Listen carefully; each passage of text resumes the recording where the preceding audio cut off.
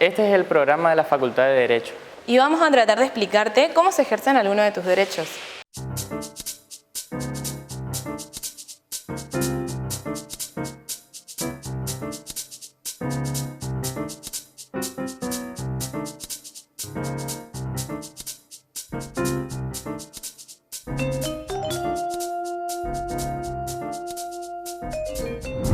Iniciamos un nuevo programa de Hablemos de Derechos y el tema de hoy es el sistema electoral. Sabemos que el derecho de votar es uno de los fundamentales que tenemos los ciudadanos. Ahora bien, ¿por qué son tan importantes? Quédate prendido a la tele, que en esta primera parte del programa vamos a recordar cuáles son los derechos que tenés como elector y además ¿qué tenés que saber previamente antes de ir a participar con el sufragio? ¿Para qué sirven las elecciones? Bueno, esa es una pregunta central, ¿no? Nuestro sistema es el sistema democrático, el sistema adoptado por la nación argentina, se basa en la elección de los representantes para el gobierno de la nación, tanto de la nación como de las provincias. Como dice la Constitución provincial y la Constitución nacional, el pueblo no delibera ni gobierna sino por medio de sus representantes. Nuestro sistema, el artículo 1 de la Constitución nacional, establece que la Argentina adopta para su gobierno el sistema representativo, republicano y federal. Y el sistema representativo se basa centralmente en las votaciones periódicas. Usted tiene en el voto una herramienta de transformación porque puede cambiar o puede mantener un gobierno, pero al mismo tiempo también es un instrumento con el que conforma un gobierno. ¿Qué derechos tengo como elector? Y el derecho de participar en la contienda electoral eligiendo a la lista o al partido político de mi preferencia.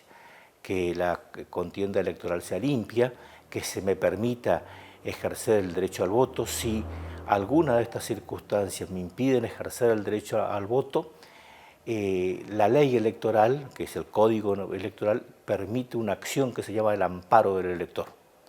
El elector puede denunciar que no le dejan votar, la acción es una acción popular, inmediatamente se le tienen que restablecer los derechos e inmediatamente se le tiene que dejar votar.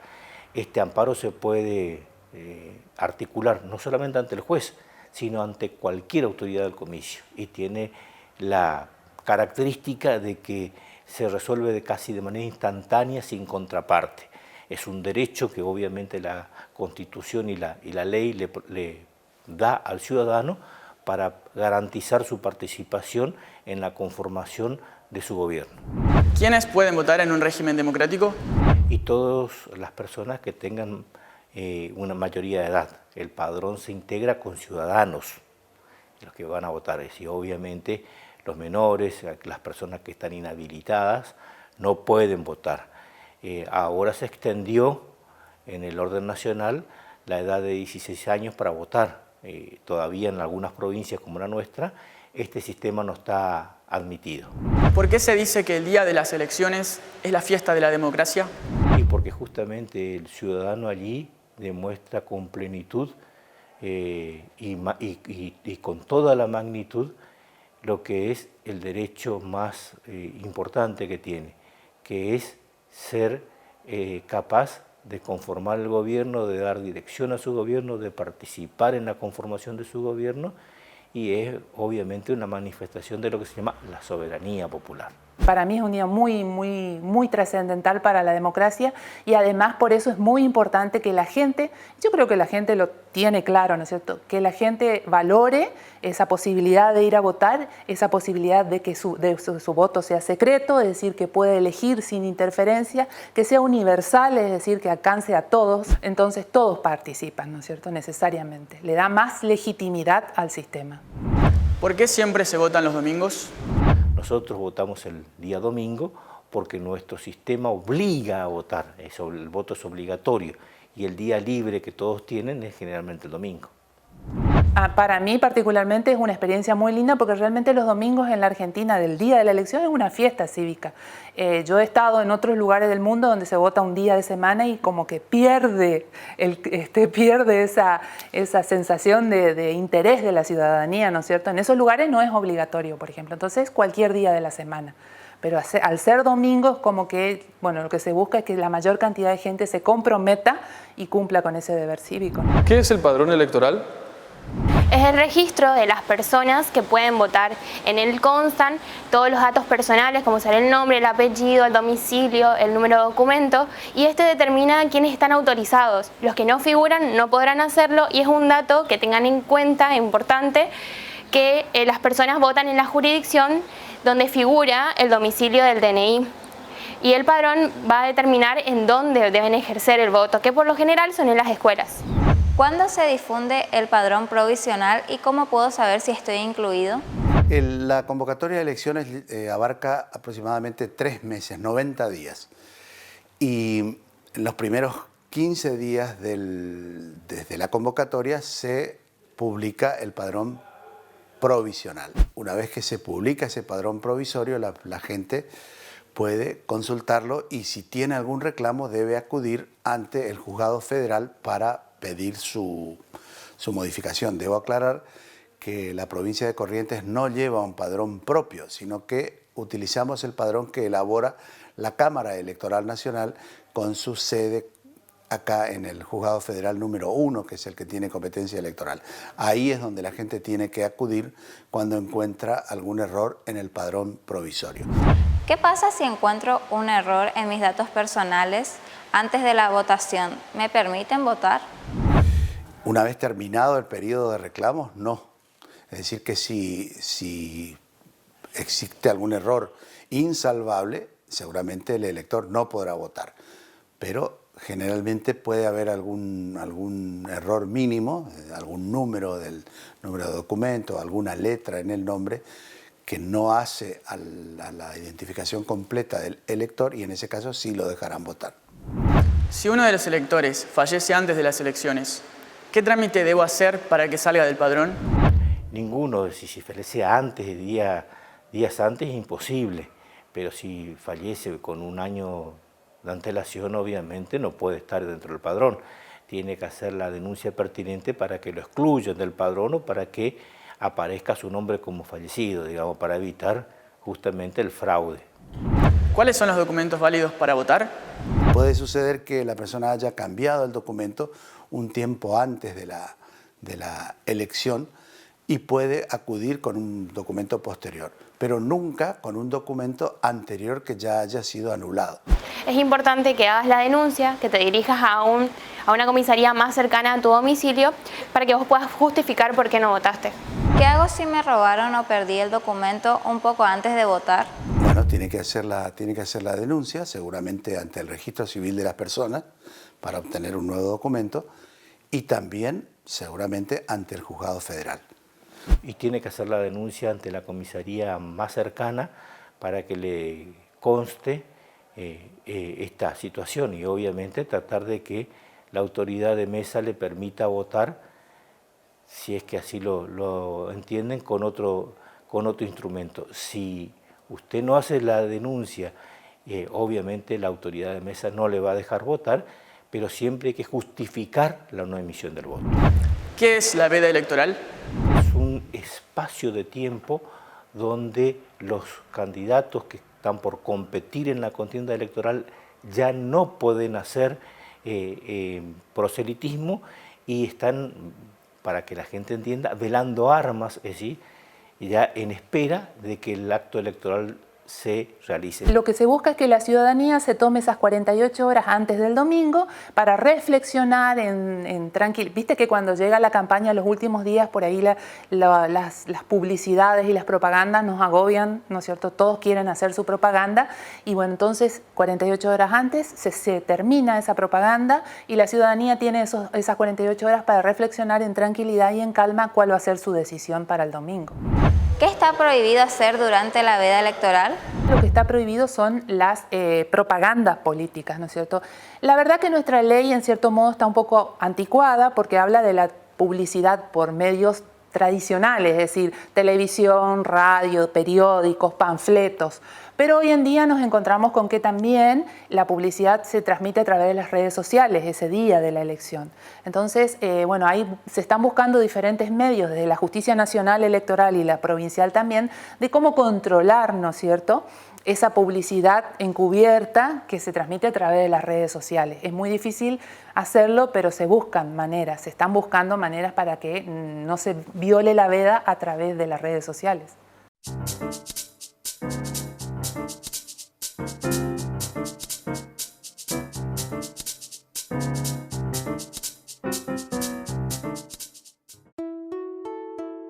Este semestre del año 2019, la Facultad de Derecho dará inicio a una carrera que es la carrera de especialización en seguridad social. Es la reedición de esta carrera dirigida por el doctor Miguel Ángel Maza, un reconocido profesional a nivel nacional e incluso internacional.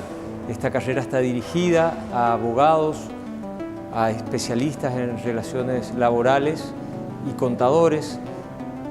Tiene una duración de 2 años y los invitamos a todos a participar de la misma. Pueden tomar conocimiento de las características del curso, del programa y de la duración en la Facultad de Derecho, en la sede de calle Salta, 459, entre Costanera y Quintana, en Secretaría de Posgrado. Las clases se dictarán los días viernes y sábado de por medio, es decir, aproximadamente cada 15 días.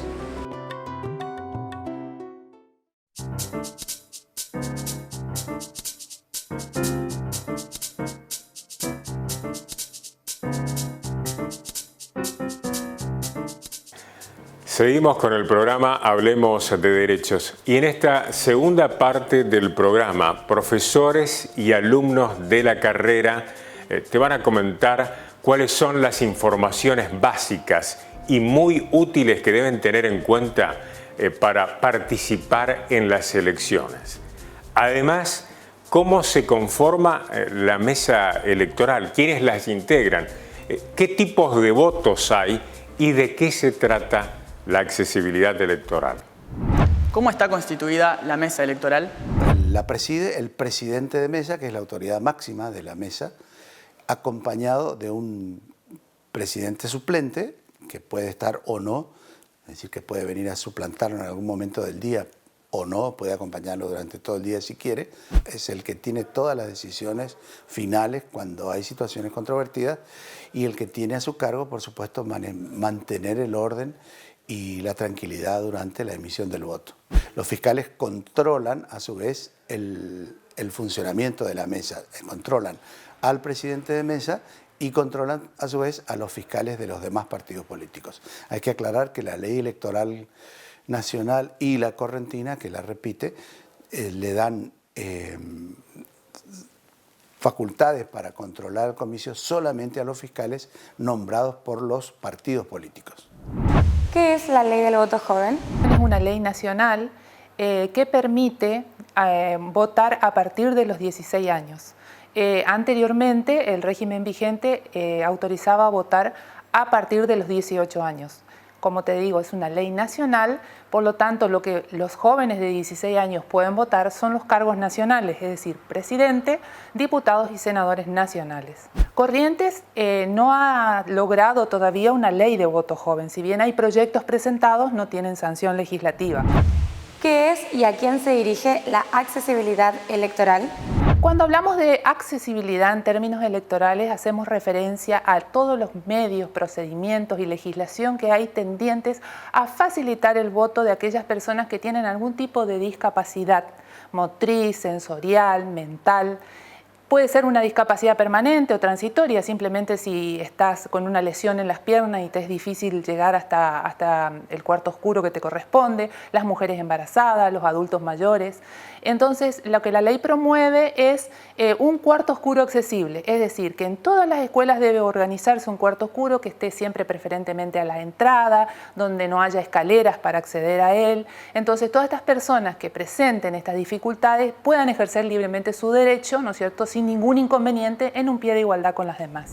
¿Qué es el voto asistido? El voto asistido se refiere a aquellas personas que pueden tener una discapacidad, por ejemplo, visual, y requieren, ¿no es cierto?, entrar al cuarto oscuro con una persona de su confianza. O bien, si ellos prefieren, pedir que lo acompañe el presidente de mesa. En todos los dos casos se debe dejar constancia en el padrón que esa persona entró acompañada, a los fines simplemente de que le indiquen cómo se encuentran dispuestas las boletas en el cuarto oscuro. Luego la persona, el que le acompaña, se retira y la persona va a emitir su voto en total soledad. ¿Por qué el voto es secreto? El voto es secreto porque es una garantía que, ¿no es cierto?, que tienen todos los ciudadanos que le permiten elegir libremente, de tal manera que nadie de ninguna manera puede conocer, saber o influir en tu voto. Por eso es imprescindible, como te decía, que al momento de emitir el voto estés solo en el cuarto oscuro. Lo que sí existe y la norma contempla es el derecho constitucional a que el voto sea secreto, por un lado, y por otro lado, existen sanciones en la ley electoral, tanto nacional como en de la provincia de Corrientes, que prevén que una persona determinada no puede manifestar a viva voz a quien va a votar en el momento del comicio, no porque no pueda votar o porque le vayan a prohibir votar, sino porque altera el normal desenvolvimiento del comicio y esa persona va a poder tener algún tipo de sanción que prevé la norma, como pueden ser multas o en casos extremos donde se considere que está afectando el normal desenvolvimiento del comicio y lo puedan llegar a detener, digamos, pero siempre la persona va a poder votar. ¿Qué es el voto nulo? El voto nulo es justamente cuando se discute la validez del voto. El momento en el que se realiza este análisis es durante el escrutinio provisorio, que es luego de las 6 de la tarde, cuando ya se están contando los votos que están dentro de la urna. Al abrirse un sobre en particular, no se puede entender cuál es la voluntad del votante. ¿Qué es el voto en blanco y cómo se computa? Es cuando nos encontramos al momento de abrir un sobre que el elector no ha elegido a un candidato para un determinado cargo. Puede pasar que nos encontremos con un sobre totalmente vacío, va a ser voto en blanco en todas las categorías que había en esa elección en particular. O puede pasar que sea un voto en blanco en una categoría determinada. Por ejemplo, si se eligen 4 cuerpos, en una hay presidentes, en otra diputados, senadores y concejales. Al momento de abrir el sobre nos encontramos con que tiene 3 de esas 4, para esa cuarta que no está, el voto va a ser en blanco, pero los otros votos que emitió en las diferentes categorías van a ser válidos. ¿Puedo tener una sanción si no voto? La ley prevé, tanto la ley nacional como la ley provincial, prevé multas para los que no se presentan a votar. Es importante que justifiques y que es un trámite que se hace en la Secretaría Electoral más cercana a tu domicilio. ¿Qué pasa si estoy enfermo o de viaje el día de la votación? Si estás a más de 500 kilómetros, debes dirigirte a una comisaría más cercana para que te hagan un certificado que consta de que estás lejos de tu domicilio. Y si estás enfermo, debes dirigirte a un médico para que te haga un certificado médico donde consta que no puedes votar por esa enfermedad. Tenés tiempo, 60 días después de la elección, para presentar toda la información. ¿Cuánto tiempo una persona puede estar dentro del cuarto oscuro? No hay un tiempo estipulado, en realidad. Tiene que ser algo prudencial. Unos minutos es suficiente. Y te digo más, según las reglas internacionales de la OEA, 4 minutos tarda el votante en todo el proceso. Es lo normal, lo habitual en que tarda. Puede demorar un poco más, pero tampoco mucho más, ¿no es cierto? Porque entorpecería el curso normal del comicio. ¿Qué se debe hacer ante la falta de boletas en el cuarto oscuro? Si vos te presentás a votar, entrás al cuarto oscuro y no encontrás la boleta por la cual vos querés votar, no tenés que desesperarte, simplemente tenés que salir, avisarle al presidente de mesa y decir: no hay boletas en el cuarto oscuro. No hace falta que vos identifiques la boleta que falta, porque eso estaría identificando tu voto y podría incluso decirse que es un voto cantado. Entonces basta con decir: no hay boletas en el cuarto oscuro, que el presidente y los fiscales se van a encargar de verificar. Luego que ellos verifican la ausencia, te van a dejar entrar nuevamente para que vos puedas emitir tu voto.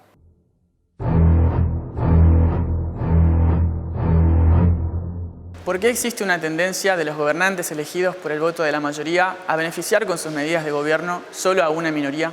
Una cosa es elegir a la persona que se va a encargar de algún asunto público y otra cosa es que esa persona que tiene la obligación de conducir los destinos para todos, efectúe algunos actos que son discriminatorios o que únicamente le va a favorecer a sus votantes.